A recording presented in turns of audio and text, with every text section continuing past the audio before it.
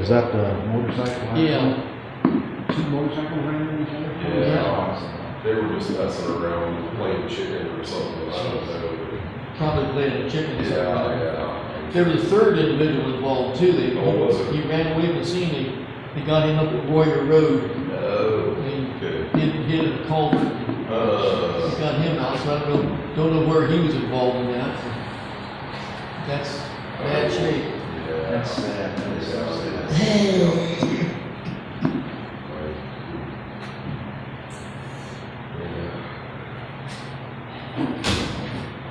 And Casey just graduated from high school.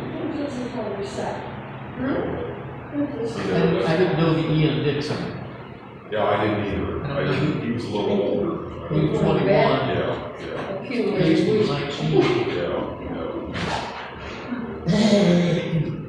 That's a sad situation. Just kids, you know, when you're that young, you're gonna live forever and take all kinds of chances, and every once in a while, one of those chances turns Blink out. of an eye, that changes.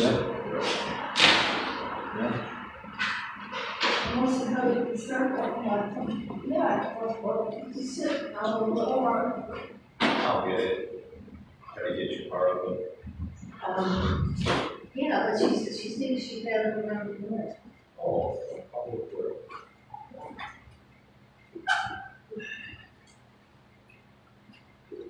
In the meantime.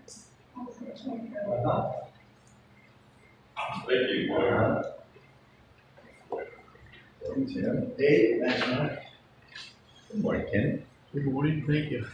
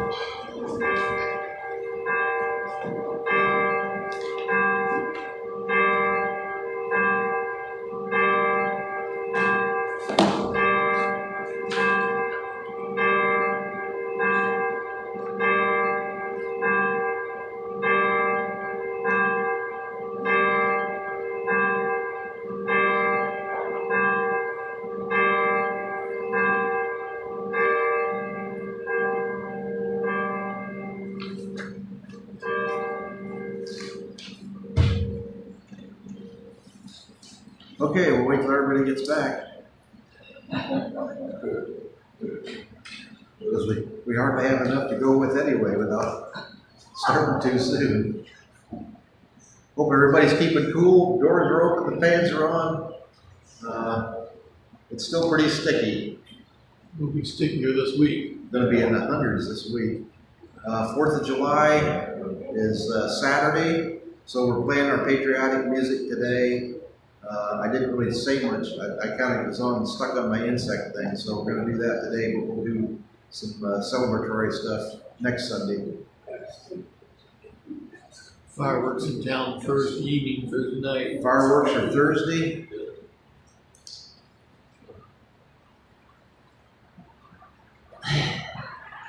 So they must have got the committee together to get the money donated and so. I might add to that, I didn't get our ads well, this year. They were slow to get that out to us, and I didn't do anything, so I thought we want to make a donation, maybe.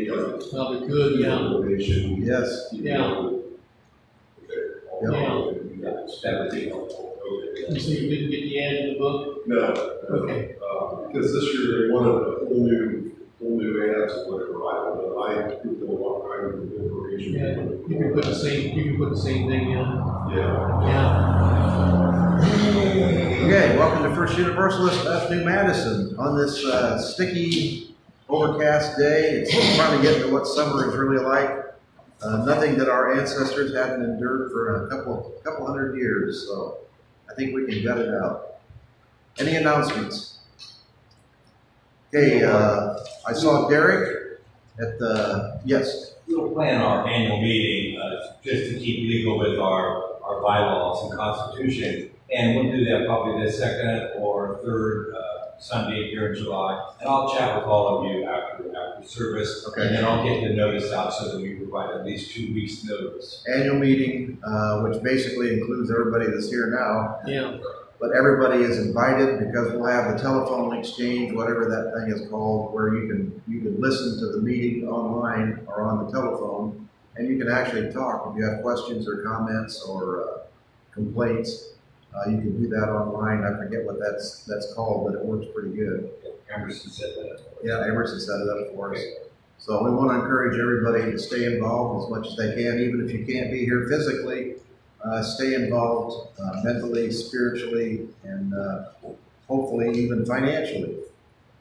Let's see. Fireworks will be Thursday for New Madison, just like every year. There was some question about who was going to sponsor it this year, but evidently the community pulled together, and it's always been pretty spectacular in the past. Hopefully, I know the prices have been going up astronomically with the tariffs on fireworks. So This will be in the 250th. There's a lot of places having fireworks. yes, there's a bigger demand. Yeah. And the prices are up, so there's kind of a squeeze on there. So, all right, the prelude. God bless America.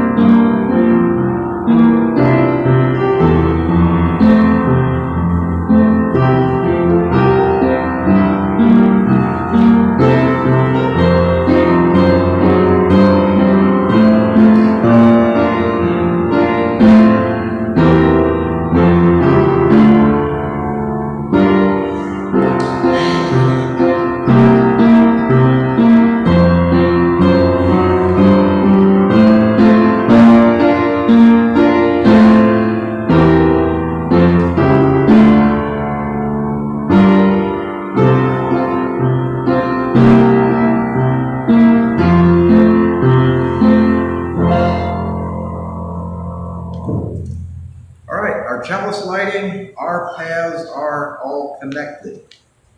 Our interconnectedness calls for us to care for others, even when it is difficult for ourselves. May the light of this flame remind us that there is no easy way for each of us to be on a path. It may get bumpy, but our paths all connect to each other to do what is called of us. May it be so. Words by Matthew Esto. Our scripture reading for today, we are talking about insects. I assume all of you recognize this one. It's kind of a metaphor. Sometimes I feel like that's what we are doing, is rolling up the stuff that people are dropping in the street in front of us or dropping in the political scene in front of us. We are trying to clean up after them, and it is a monumental task. The size of the ball is as big as the bug. So we are talking about insects today. I apologize because we're back on the gloomy, dark side of reality. It is going to be kind of a scary little trip. Our quote from Leviticus 11:20-23, all winged insects that go on all fours are detestable to you. Yet, among the winged insects that go on all fours, you may eat those which have jointed legs above their feet. You may eat those that have jointed legs above their feet. Any ideas? Locust of any kind, the bald locust of any kind, the cricket of any kind, and the grasshopper of any kind. So when you see those dipped in chocolate and offered for sale, the Jewish book of the Torah says that is perfectly fine to eat those insects. All right. Our opening hymn, we're using the red hymnal because for some reason they took all the patriotic tunes out of the blue hymnal. Probably a Mennonite plot. We're going to hear the red, that's 180, My Country 'Tis of Thee, in the red hymnal.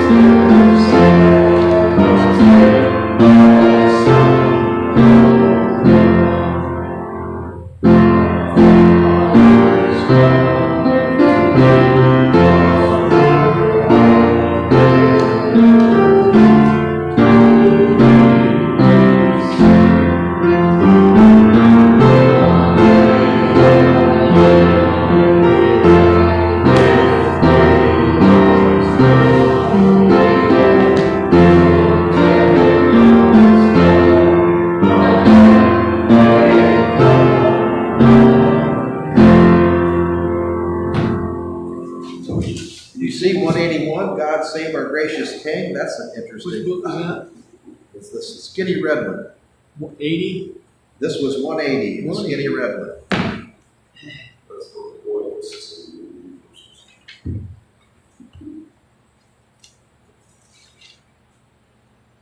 And the next one will be 174 in the skinny redwood. Will be the next one. All right, well, actually, let's get started here. We're talking about insects and how important they are. And I've talked to you before. I've mentioned how many of you, if you're younger than 30 or maybe even 40, you won't have any idea what we're talking about.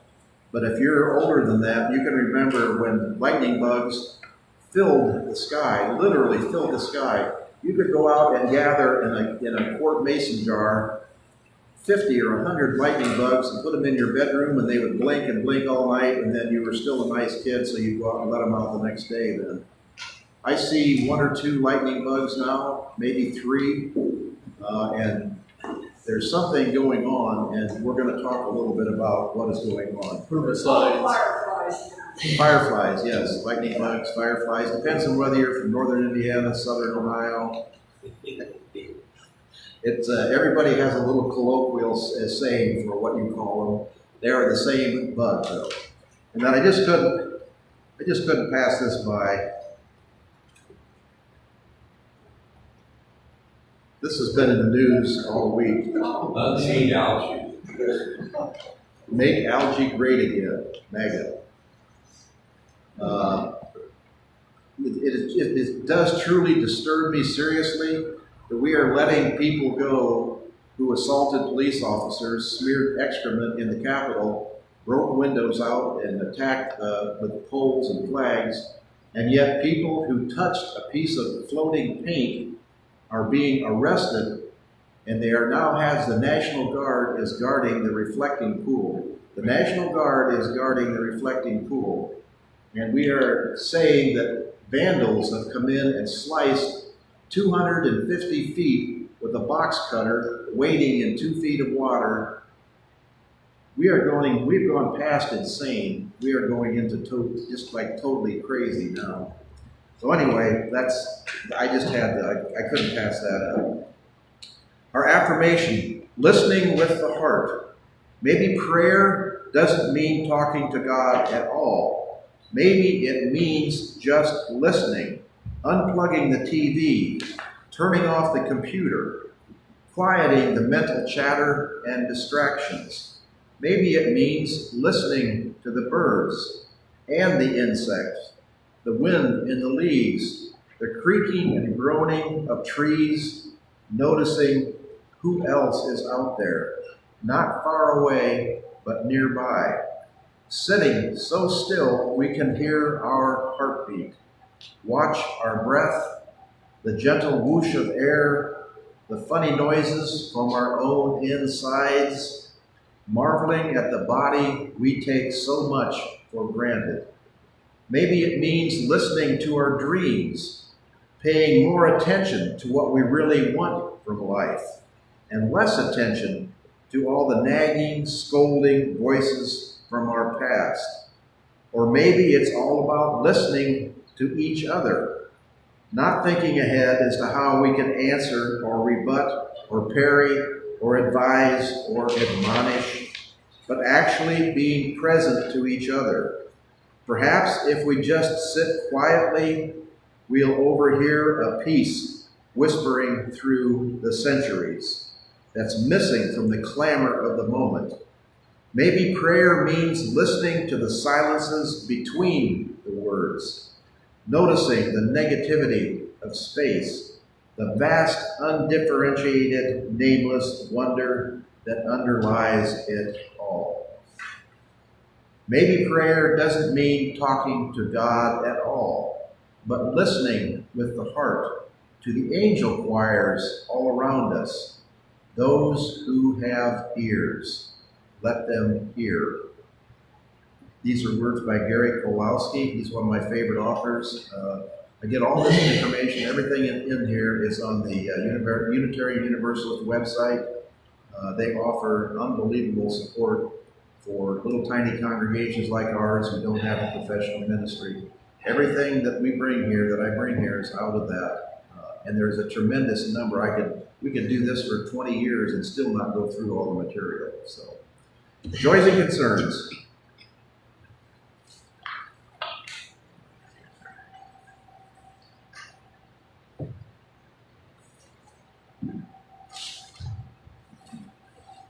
Any joys and concerns? Venezuela. Venezuela.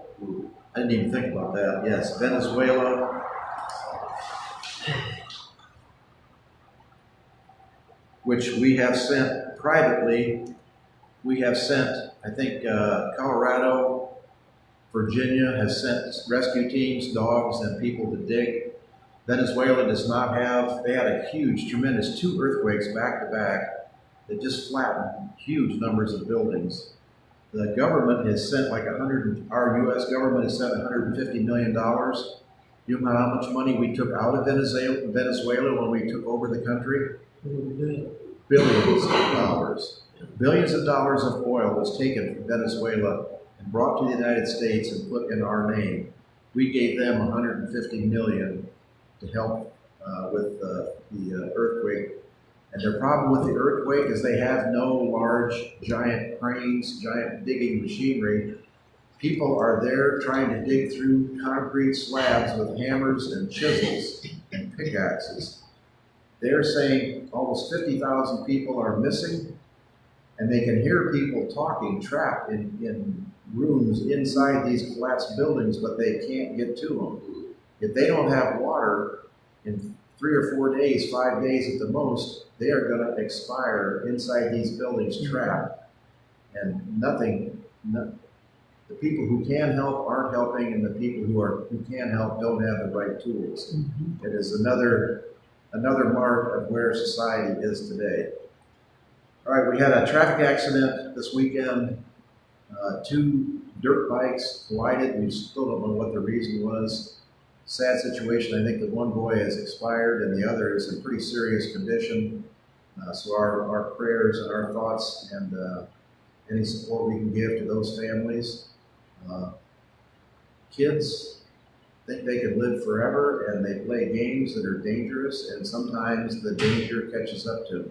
It is a sad situation, not unheard of, and unfortunately will probably happen again. Ukraine, nothing new as far as peace, although I keep hearing more in the news that Russia is more and more under the gun. The Ukrainians are bombing oil supplies, gasoline supplies, clear as far as Moscow, clear into Siberia, thousands of miles away from the Ukraine. Their drone technology has improved that much. There's still a stalemate as far as the land war goes. The Russians are losing thousands and thousands of people. I read an estimate that the life expectancy of a Russian trooper on the battlefield was 20 minutes. 20 minutes from the time they entered the battlefield till the time they were killed. They have lost almost 500,000 troops, which they don't admit, but it is a huge number, huge number. So people are beginning to wonder if Putin can actually maintain his position in this war that continues and continues and continues. They are also, if you're familiar with Crimea, is the southern part of the Ukraine that Russia took 10 years ago. The Ukrainians have bombed all the bridges. So now they have stopped gasoline sale to civilians in the Ukraine because there is not enough, or in Crimea, because there is not enough gas to supply them because they cannot get gas in. So the Ukrainians are a tough, rugged, indomitable people who are still fighting without, I might add, our total support. The United States is still withholding much of the support they need. Let's see. Israel, the last thing I read was the Israelis have killed 200 Palestinian journalists. 200 Palestinian journalists since this started. That is more than all the other journalists killed all over the entire world in the last year. It is almost, one would have to say, like the journalists are being targeted. And they are being killed intentionally. They're not only just being hit with bombs, they're being shot. The one woman who was just killed last week stepped out from behind a wall to look at the Israelis working on a house 2 blocks away and was shot in the face. That was not an accident. She was killed intentionally. She had press on her helmet and press across her armored vest, and she was shot in the one place that would be fatal. So, That is another sad situation.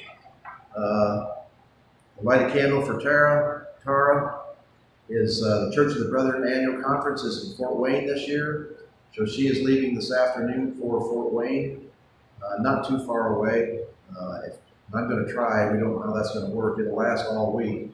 If I can get up there for one day, I may drive up there just to see I haven't been to conference in years because it's been far away. But my brother still lives in Spencerville, Indiana, which is just north of Fort Wayne. That's where our farms are, the dairy farm and the beef farm. So it might be we'll see what happens as far as weather and work and everything else. But just wishing her a safe trip and an enjoyable time. She knows practically everybody in the church. And I guess I need that candle especially is for, they have appointed monitors. She has been appointed a monitor to stand for 2 hours at the door of the convention to watch for ICE officials, because the Church of the Brethren has many Haitian and Nigerian and foreign members. They are worried that ICE will come in and try to take these people out of the convention. So volunteers have been stationed at the door in 2-hour intervals, and she signed up for 3 of these over the course of the week to watch for ICE and then to alert the congregation if ICE comes in. What she complained about, she said she was deciding whether to take the assignment or not because the monitors are not supposed to talk to anybody.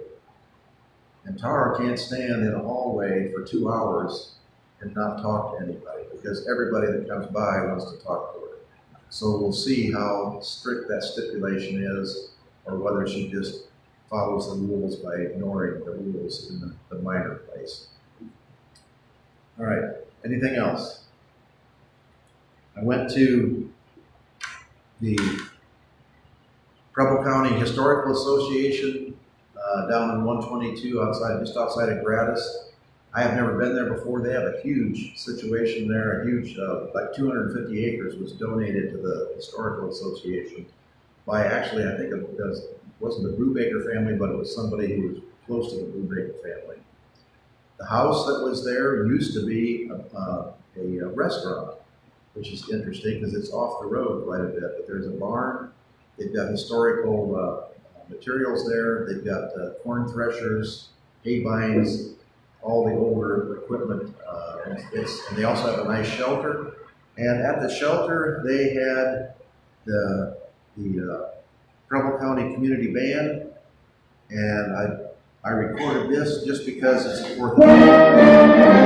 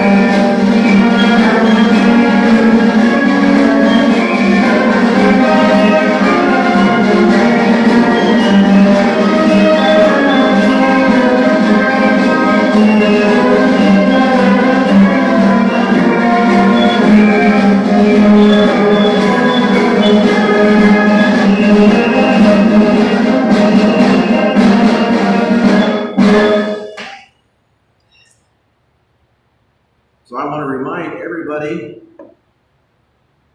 that patriotism doesn't belong to any individual group or person. Patriotism belongs to everybody who is an American, everybody who is living in this country and wants to be an American, everybody who is living in this country and lives like an American and behaves like an American.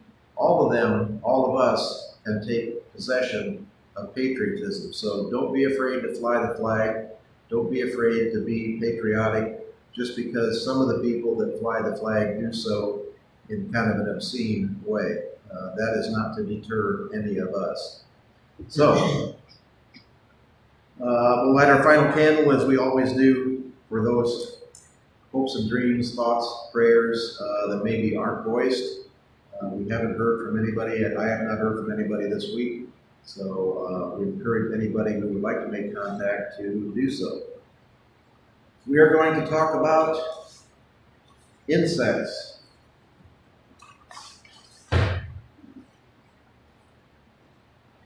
How can you spot a happy motorcyclist? Anybody heard that joke 50 years ago? How would you guess you could spot a happy motorcyclist? He's the one with all the bugs in his teeth. I've talked before about bugs on the windshield. When I was growing up, you constantly had splatters on the windshield. You had to stop and clean it off. They made little bug deflectors you could put on the front of your hood to blow the air up so you didn't get bugs on the windshield. Is anybody having trouble with bugs on the windshield now? Their bugs are, not only the lightning bugs, there's all kinds of bugs are gone. What is happening? Something momentous but invisible. Reality is changing as we slow walk, oblivious from one daily concern to another. Insect populations worldwide are in sharp decline, with some regions experiencing losses of 75%. 75% of the insect biomass is being lost. 40% of the insect species have been in steep declines in the past decade, and estimates suggest 10 to 40% of all insect species are at risk of extinction. Over the last 150 years, Earth has lost 5 to 10% of all insect species. That is 250,000 to 500,000 insect species. That includes Germany, where flying insect across 63 reserves dropped 75% in less than 30 years. In the US, where beetle numbers have dropped 83% in 45 years. That's our friend the dung beetle. These beetles provide a necessary service, and we'll go into that. These declines are occurring in ecosystems that are otherwise protected from direct human influence. What does this mean? If all insects vanished, ecosystems would collapse, food chains would break, and human survival would be threatened within decades. Insects are a critical part of these food chains. Many animals, including birds, amphibians, reptiles, and small mammals, rely on insects as a food source. Without insects, these insectivores would starve, leading to cascading extinctions across ecosystems. Decomposers like dung beetles and domesticids play a vital role in recycling nutrients. Their absence would cause organic matter accumulation, disrupting soil fertility and ecosystem balance. U.S. honeybee deaths, I'm sure you've heard about that. Colony losses in 26 are the worst ever recorded. 55% of managed colonies lost between 24 and April 25, the highest annual rate since national tracking began in 2010. Commercial beekeepers saw an even steeper loss, averaging 62% of bee colonies were lost over the same period, from 24 to 26, while backyard beekeepers lost about 50%. What are we going to do without bees? We know how important honeybees are to the functioning of all of our crops. Screwworm fly is back.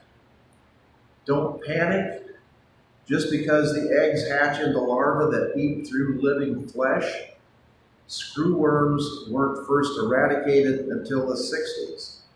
When I was growing up, when we dehorned cattle, castrated cattle, had any sort of open wound on cattle, we carried around an aerosol spray called screwworm bomb.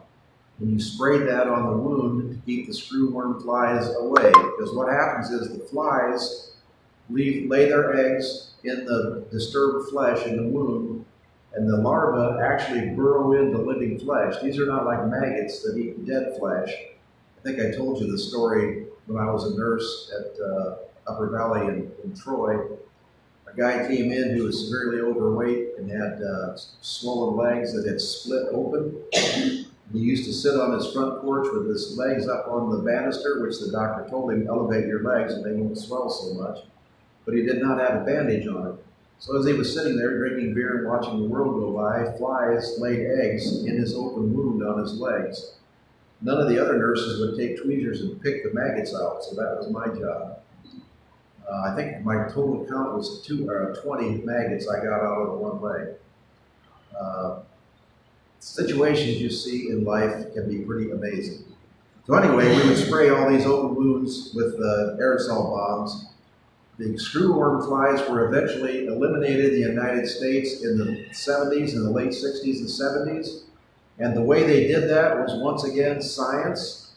They created millions of sterile screwworm fly males, turned them loose. The sterile males mated with the females, which meant they could not lay eggs, or the eggs they laid would be infertile.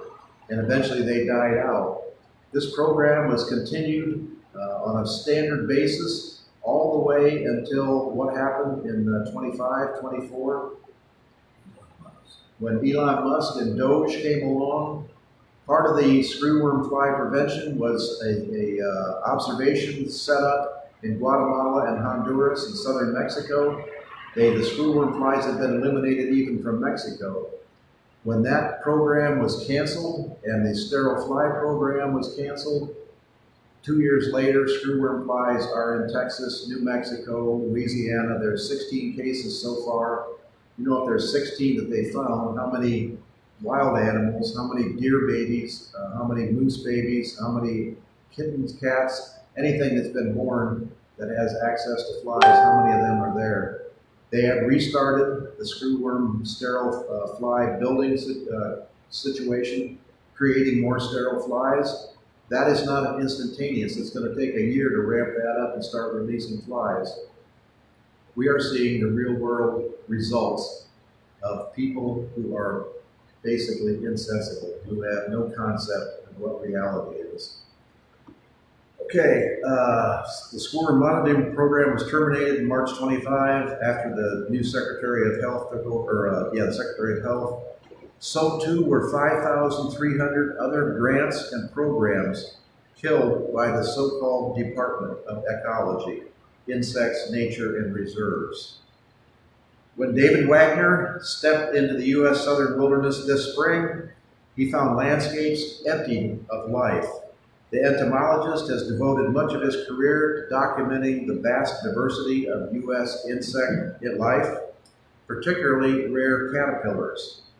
He goes on long travel trips all throughout the country, particularly in Texas, looking for caterpillars by day and moths by night. Now he comes home empty-handed. I just got back from Texas, and it was the most unsuccessful trip I've ever taken. There weren't any insects to speak of. Not only are the insects missing, he said it was everything. Everything was crispy fried. The lizard numbers were down to the lowest numbers I can ever remember. The things that eat lizards were not present. I don't remember seeing a single snake in the entire time. Researchers found almost a third of U.S. birds, about 3 billion, had disappeared from the skies since the 1970s. They were not evenly distributed. The birds that ate insects as their main food had declined by 2.9 billion. Those that didn't depend on insects had actually gained, increasing by 26 million. At one research center in an 85 square mile stretch of intact forest in Panama, scientists compared current bird numbers with the 1970s, and 70% of the species had declined, and 88% of the declining species lost more than half. Behind the steepening decline, what is the real cause? The ideas are beginning to solidify. Global warming. A tropical forest ecosystem is a finely tuned Swiss watch, perfectly engineered to sustain a vastly biodiverse system of creatures. Each element is delicately tuned and interlocks with the rest. The heat, humidity, and rainfall, the unfolding of the leaves, the length of the seasons, the start and stop of the life cycles of insects and animals. With each incremental turn of one cog, the rest of the system responds. Insects and animals have evolved to time their hibernation and breeding times precisely to small signals. A change in humidity, a lengthening of light hours of the day, a rise or fall in temperature. The 5 biggest drivers of biodiversity loss affecting the U.S. endangered creatures, by a slim margin, climate crisis is the leader, driving the decline of 91% of imperiled species. Heat-driven declines could have repercussions far beyond our immediate surroundings.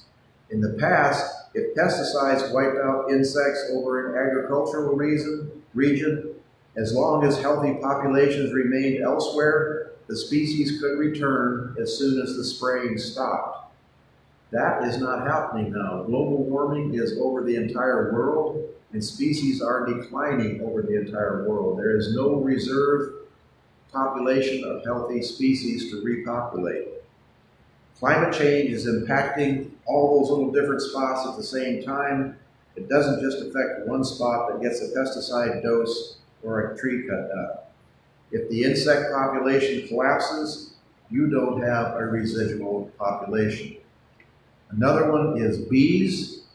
This one I threw in just because of the interesting idea. When it's time for a new hive, scouts look for a good spot, dance its location. I think I had a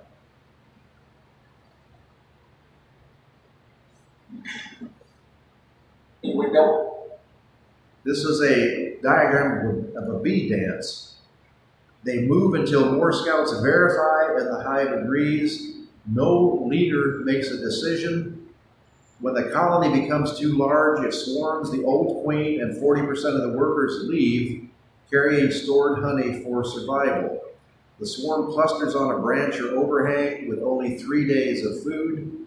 If no suitable site is found, the colony's genetic lineage dies. The decision process. Scout bees search. A few hundred scouts explore potential nesting cavities in trees or other structures. They come back and do the waggle dance. They perform a waggle dance to communicate the location and quality of the site. The dance's duration and angle tell you the distance and direction relative to the sun. You see the indication of where the sun is, the way the bees waggle, which direction they're going, how long it takes them. They have an intricate series of communication. They can tell the other bees where this location is.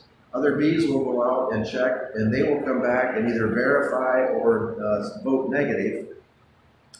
As more bees visit a site, the number of waggle dances for that location increases. When a quorum is reached, the site is voted for by the swarm. There's no leader that makes a decision. The bees go out, they explore it. When more bees say it's good, the bees as a group vote, which I can't understand exactly how the vote works, but the bees basically decide amongst themselves to fly to that location and create a new hive. Bees that have already visited the site send stop signals to discourage others from visiting it. This is true democracy. There is no leader. The bees know when it is time to find a new home. and they proceed by individuals acting together with the best interest of the hive as uppermost. And yet, no system is perfect.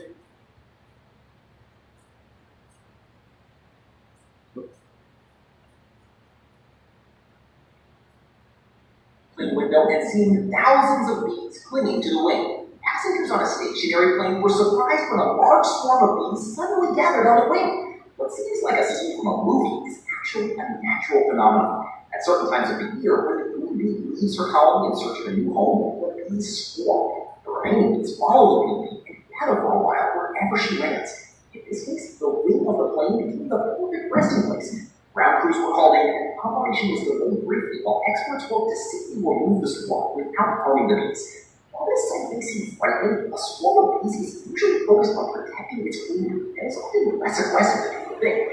The incident quickly went viral online, leaving many viewers amazed by this unique color.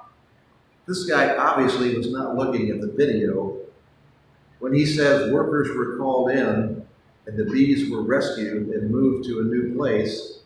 They just told the plane to take off, and the bees were basically blown off the wing, and they all died because they were no longer in a group. So the principle is good, but I just wanted to point that out to say even bees in a true democracy can land in the wrong place. Whatever bee said this airplane wing is a good place to land. Now, if they're in an airport, there probably weren't any tree hives or the tree cavities to land in. There probably weren't any place to go. They were probably tired and said, we need to land somewhere, and they picked the wrong place. But just as an example, even democracy, true democracy, is not without its imperfections. Okay. Widespread use of pesticide, fertilizers, light and chemical pollution, loss of habitat. Often these deaths are deaths of proximity. Insects are sensitive creatures, and any nearby source of pollution can send their populations dropping. The newer phenomenon is the catastrophic collapse of populations in protected regions. In parts of Costa Rica that are heavily hit by pesticides, the insects are completely wiped out. But you run that forward 4 decades, and nearly half of the tree of life is disappearing in a lifetime. What we see here in the preserved areas are free of even these destructive insecticides and pesticides. Even here, the insect numbers are going down horrifyingly dramatically, she says. Long-term data for insect populations is still patchy. The number of scientists have recorded huge die-offs. What we'll end with is think of the Earth as an airplane. Each species on the planet is a different component of that plane. One aircraft can have 1 million of individual parts, all held together with rivets. Each insect species is a rivet. If you lose one rivet, the plane still flies. But at some point, if you lose enough rivets, you can see what is going to happen. And right now, rivets are dropping off like the wings, the bees on the wing of that plane. They didn't all fly off at one time. They lost their grip and went a little bit by a little bit. But eventually all the bees were lost off that wing, and that colony went extinct. The same thing is basically, we're in danger of the same thing for us. Comments or questions?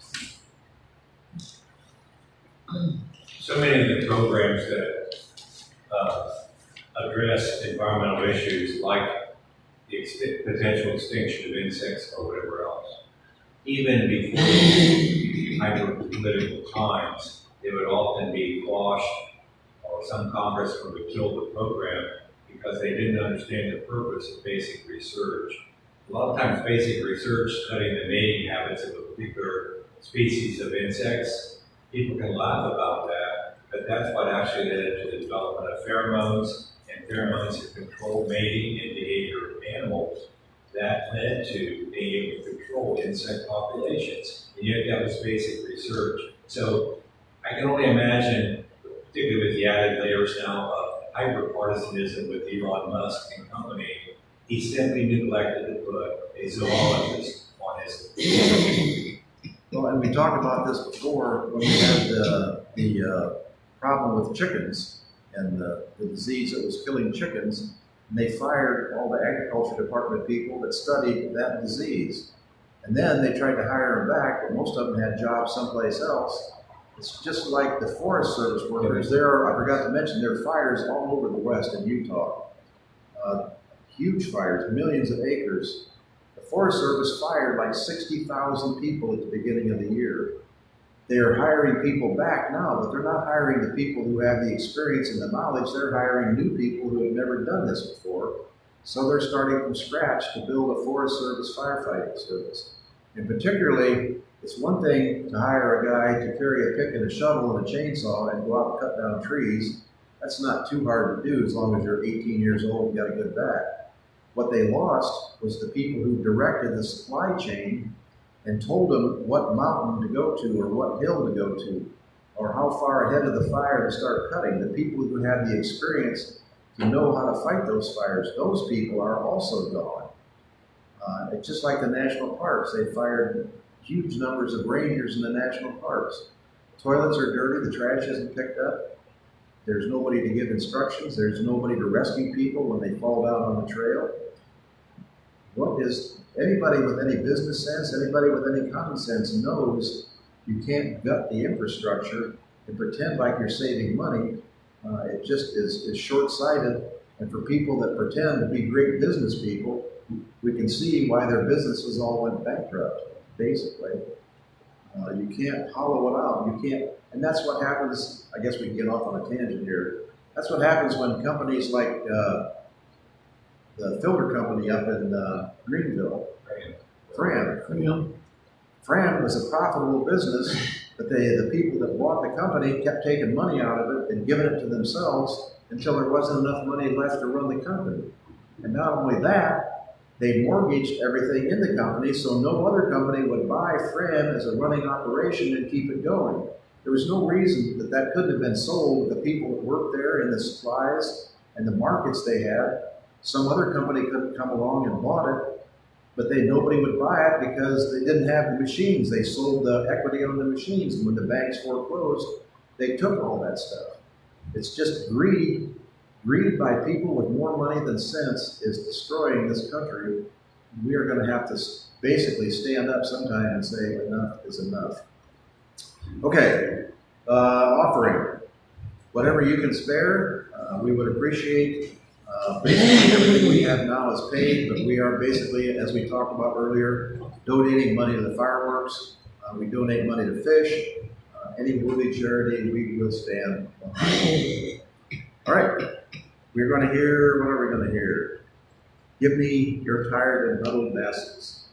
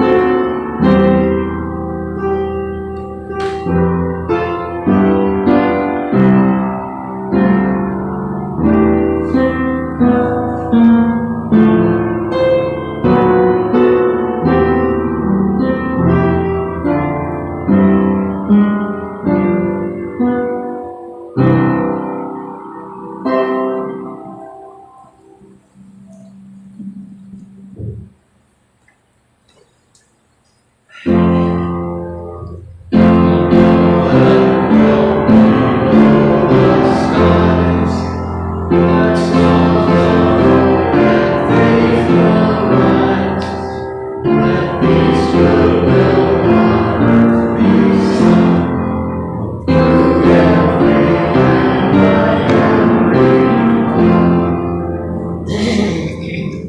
right, our closing hymn is 174 in the skinny red hymnal, "O Beautiful for Spacious Skies."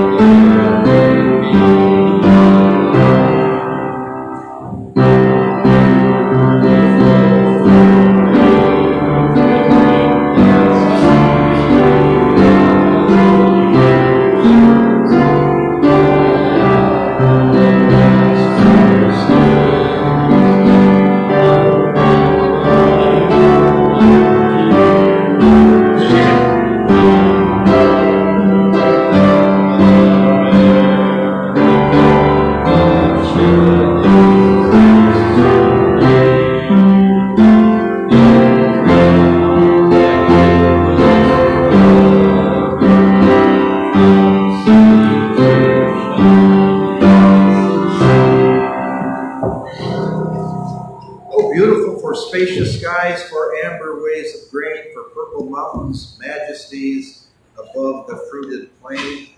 America, America, God shed his grace on thee, and crown thy good with brotherhood from sea to shining sea, if we could only live up to those verses. Okay, extinguishing the chalice, our calling in the world. We have come to the end of our service, but not our calling in the world. We close our time together with the humble reminder that justice and equity are our spiritual practices to embrace each day, every day.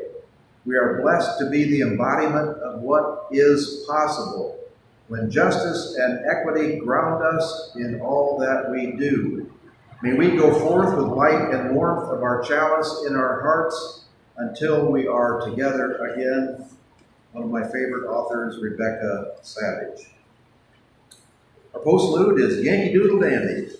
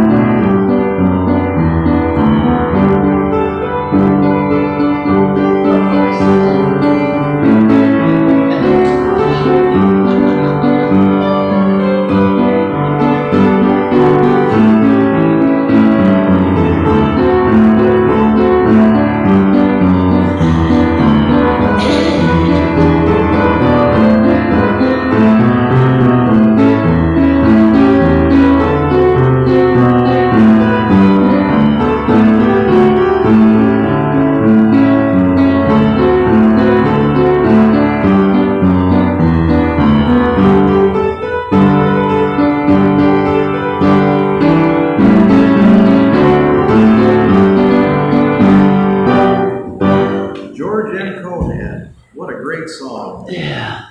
All right, there's coffee and you need to keep me up to date on whether you like what we're getting for snacks. I didn't get the big donuts. We still have that cake left, and I got little donuts. So see what you think of those.